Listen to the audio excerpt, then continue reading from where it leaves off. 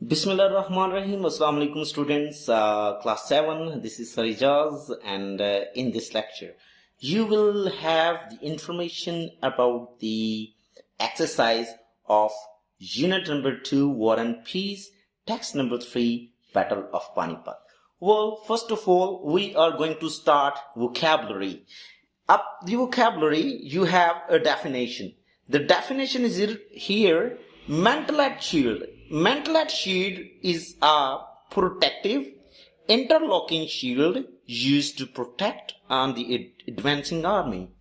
Army पुराने जमाने में जब ये तीरंदाज और ये तलवारों वाली जंगें होती थी, तो जब आर्मी मार्च करती थी, उसकी पहली रो एक शील्ड्स उठाए, हर फौजी एक शील्ड उठाए आगे बढ़ता था. उसको मेंटलॉक शीट कह मेंटलेट शीट कहा जाता था. Well, the second word is mantle. A coat of covering, एक ऐसा कवर होता था जो उन शीट पे डाला जाता था. The third word is matchlock. Matchlock is a portable fire arm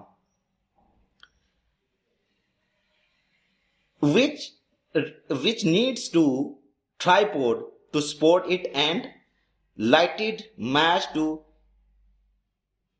ignite it. well, ये जो मैचलॉक होता थी एक मशल टाइप होती थी. वो मशल रोशन करके तोप में गोला डाल के उसको आग लगाते थे. वो जब गन पाउडर को आग लगती थी तो वो गोला फायर होता था. वो बॉल जो है, कैनन बॉल जो होता था, वो फायर होता था. उसको कहा था मैचलॉक मैन, वो जो उस तोप को चलाने वाले तोपची होते हैं. The second one is vocabulary. Well, in the vocabulary you have the information about different words. You have to match the column. Match the words from the text in the left hand column to their definition in the right hand column. अब left side पे वो words हैं जो text में इस्तेमाल हुए हैं और राइट साइड पे उनकी डेफिनेशन है. हमने कॉलम को मिलाना है. Well, the first word is subjugate. Subjugate का मतलब होता है कब्जा करना, किसी पे धावा बोल देना, किसी को जेर कर लेना. वैंक्विश, डी वैंक्विश, इसकी डेफिनेशन है राइट साइड पे जो डेफिनेशन में है उसमें इसका डेफिनेशन है डी वैंक्विश. इसका मतलब ये सरेंडर हो जाना, हार मान लेना. The second words on right column is strategist. Strategist का मतलब होता है प्लानर, अच्छा प्लान करने वाला. और डेफिनेशन में ई है, careful planning, careful planner. The third word is talented. Talented का मतलब था god gifted. So definition F is its definition gifted. Fourth word is insight. Insight का मतलब होता है इश्तियाल दिलाना, प्रोवोक करना, राउज करना, किसी को उकसाना. So G is the definition. Harass. Harass का मतलब होता है किसी को इनॉय करना, किसी को वरी करना. So in the definition, harass का डेफिनेशन है बी, पेस्टर और annoy. The sixth one is stampeded. Stampeded का मतलब होता है बोल्टेड, रैन ऑफ, भाग जाना. स्टैम्पेड का मतलब है रैन ऑफ, भाग जाना, भगदड़ मच जाना. So C is the definition. And the word 7 is pillage. Pillage का मतलब है लूट खसूट. Definition definition A is the definition which match to word 7. Pillage की डेफिनेशन है definition A, looting and plundering. Well kids, on next page you will have the answer questions. यहां पे 3 किस्म के आंसर क्वेश्चंस हैं. पहली टाइप है reading for understanding, दूसरी टाइप है रीडिंग फॉर डिटेल्स, एंड तीसरी टाइप है reading for interpretation.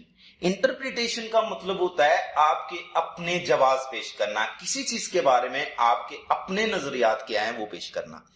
Well, first of all हम थोड़ी सी डिस्कस करेंगे reading for understanding. Reading for understanding में पहला क्वेश्चन है, what was Babur's purpose in marching on Delhi. Babur का दिल्ली पे हमला करने का मकसद क्या था. वो आपको पैराग्राफ नंबर 1 में मिल जाता है कि वो हमेशा के लिए इब्राहिम लोदी को शिकस्त देना चाहता था. दूसरा question number 2, Explain one advantage and one disadvantage which Babur had over Ibrahim Lodi before the Battle of Panipat. ये भी आपको पैराग्राफ नंबर 1 में आंसर मिलता है। बाबर की आर्मी के कुछ एक एडवांटेज बताना है और एक डिसएडवांटेज बताना है जो इब्राहिम लोदी के मुकाबले में था।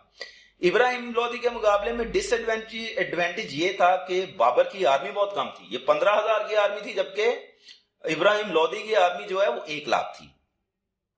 और एडवांटेज ये है कि बाबर के पास टर्किश गनर थे और बाबर जो है वो वारफेयर का बड़ा एक्सपर्ट था। उज़्बेकिस्तान के खिलाफ उसने कई लड़ाइयों में बहुत फन्ने हर्ब सीखे थे। Question number 3, why were Turkish gunners too useful to Babur? Babur के पास जो टर्किश गनर थे वो इतने यूजफुल क्यों थे? क्योंकि ये उस वक्त जो कैनन थी वो सिर्फ यूरोप में इस्तेमाल होती थी, तुर्कों में इस्तेमाल होती थी। तुर्क उस वक्त बड़ी ताकत थे और ये सब कॉन्टिनेंट में तोपों का इस्तेमाल नहीं था, लिहाजा तोपों का इस्तेमाल जो है उसके लिए बड़ा अहमियत का हामिल था। Question number 4, by how many man was Babur outnumbered by Ibrahim Lodi? Ibrahim Lodi के मुकाबले में बाबर की आर्मी कितनी थी? बाबर की आर्मी 15,000 थी, जबकि इब्राहिम लोदी की आर्मी जो है फौज वो 1 लाख थी, लिहाजा 85,000 में आउट नंबर था Babur. Question number 5, why did Ibrahim Lodi find it impossible to make an attack with his elephant? अपने एलिफेंट के बावजूद जो इब्राहिम लोदी है वो अटैक क्यों नहीं कर रहा था? क्योंकि उसको पता था कि बाबर जो है वो बड़ा एक्सपर्ट है और उसके पास कैनन भी हैं, इसलिए वो हमला नहीं कर रहा था। Question number 6, how were the cavalry and archer important to the battle?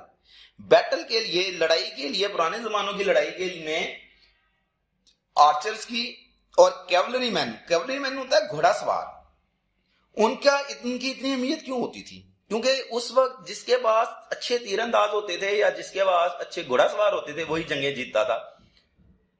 Question number 7, why did Babur want to prevent happening in Agra and Delhi? जो दिल्ली में वाकयात हुए थे उन वाकयात में बाबर क्या चीज महफूज करना चाहता था, किन चीजों की हिफाजत करना चाहता था? बाबर आगरा और दिल्ली का खजाना की हिफाजत करना चाहता था। Question number 8, how does writer emphasize the value of Kohinoor? Kohinoor की वैल्यू क्या थी? कोहिनूर की प्राइस कितनी थी? कोहिनूर की प्राइस उस वक्त सारी दुनिया के आधे दिन के अखराजात के बराबर थी। Well kids, next type of question is reading for detail. इस डिटेल में हमें चंद छोटे छोटे वर्ड्स पूछे जाएंगे। अगर हमने सारी की टेक्स्ट केयरफुल पढ़ी होगी तो ये चीजें हमें समझ में आ सकती हैं, क्योंकि इस क्वेश्चन में एक एक वर्ड आपसे पूछा जाएगा, जस्ट एक वर्ड पूछा जाएगा हर क्वेश्चन में। एग्जाम्पल है, क्वेश्चन नंबर 1 है, विच phrase in first sentence in paragraph number 1 tells you that Babur had clashed with Sultan Ibrahim Lodi before? Paragraph number 1 के सेंटेंस नंबर 1 में कौन सा वर्ड है जो हमें बताता है कि बाबर जो है वो पहले भी इब्राहिम लोदी से लड़ चुका है? तो उसका वर्ड है वंस मोर। ये वर्ड वंस मोर हमें बताता है कि इसकी पहले से भी लड़ाई हो चुकी है इब्राहिम लोदी के साथ। क्वेश्चन नंबर 2 है, which word in paragraph number 2 tells you that the writer is telling you about an other advantage which Babur had? Paragraph number 2 में वो कौन सा वर्ड है जो हमें ये बताता है कि बाबर के पास एक और एडवांटेज था? वो पैराग्राफ नंबर 2 के स्टार्ट में है word more over. More over से हमें पता चलता है कि इसके पास एक इब्राहिम लोदी के मुकाबले में एक और एडवांटेज भी है। Question number 3, which word in paragraph number 3 tells you that Ibrahim Lodi was reluctant? Reluctant का मतलब होता है हिचकिचाना। Reluctant to fight even though he had numerous forces of man and elephant. इतनी ज्यादा फौज और हाथी होने के बावजूद इब्राहिम लोदी हमला नहीं कर रहा था। कौन से वर्ड से हमें पता चलता है कि वो हमला नहीं करना चाह रहा था? वो वर्ड है हेजिटेट, हिचकिचाना। Question number 4, which word in paragraph number 3 tell you that it took a long time to make Ibrahim Lodi attack. Paragraph number 3 में वो कौन सा वर्ड है जिसे हमें पता चलता है कि बड़ी देर बाद आखिरकार इब्राहिम लोदी ने हमला कर दिया? तो वो वर्ड है फाइनली, आखिरकार। Question number 5, what happened to the Ibrahim Lodi's body? Ibrahim Lodi की बॉडी को क्या हुआ था? उसको डिकैपिटेटेड कर दिया गया था, उसका सर कलम कर दिया गया था।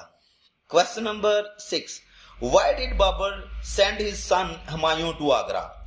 उसने, इब्राहिम लोदी ने अपने बेटे हुमायूं को आगरा क्यों भेजा था? उसने आगरा इसलिए भेजा था ताकि वो वहां पे आगरा की सारी जो दौलत है उसको महफूज रखे। लास्ट क्वेश्चन है, लास्ट टाइप ऑफ क्वेश्चन है रीडिंग फॉर इंटरप्रिटेशन, कि आप वो कौन से आपके अपने आइडियाज क्या हैं। ये 3 क्वेश्चन है, इन 3 क्वेश्चन में आपने अपने आइडियाज देने हैं। लेवल इसको पढ़ते हैं। Question number 1, why do you think Ibrahim Lodi was reluctant to engage in battle with Babur's army? Paragraph number 2 में आप हेल्प ले सकते हैं। असल में वो इसलिए हिचकिचा रहा था कि बाबर जो है वो बड़ा एक्सपर्ट था वारफेयर का, उसके पास टर्किश गनर्स भी थे, उसके अलावा तोपें भी थी, और उसको जो है वो उन फायर आर्म की कास्ट करने का तरीका बड़ा अच्छा था। उसको पता था कि कब कब कहां कहां फायर करना है। Question number 2, why do you think Ibrahim refused the gift to why do you think Babur refused the gift of the Kohinoor? Babur ने कोहेनूर हीरा लेने से इनकार क्यों कर दिया? क्योंकि वो बहुत महंगा था, वो अपने बेटे को गिफ्ट देना चाहता था, इसलिए। लास्ट क्वेश्चन है, what qualities of leadership do you think Babur displayed during and after the battle of Panipat? Panipat की लड़ाई शुरू होने से पहले और बाद में बाबर की क्वालिटीज क्या थी? सबसे पहले ये क्वालिटी थी कि वो वारफेयर का बड़ा अच्छा एक्सपर्ट था। जंगी फन्ने हर्ब, यानी कि फन्ने हर्ब का मतलब है जंगी स्ट्रेटजीज, वॉर स्ट्रेटजीज, जंग लड़ने के तरीके। एक तो बाबर उसमें बड़ा एक्सपर्ट था। नंबर 2 उसकी सबसे अच्छी बात ये थी कि वो, उसको ये पता था कि जब फतह होती है तो उसके बाद क्या क्या चीजें महफूज की जाती हैं। इसलिए उसने सबसे पहले दिल्ली का खजाना और आगरा के खजाना को, ट्रेजर को प्रोटेक्ट करने के लिए चढ़ाई की। So kids, these are the questions. ये सारे के सारे क्वेश्चंस आपको पीडीएफ फाइल में आपको सेंड कर दिए जाएंगे। आपने इन क्वेश्चंस को लिखना भी है अपनी नोटबुक्स पे और इनको याद भी करना है, और एग्जामिनेशन पॉइंट ऑफ व्यू से ये बहुत इंपॉर्टेंट है। अपना ख्याल रखिएगा। अल्लाह हाफिज।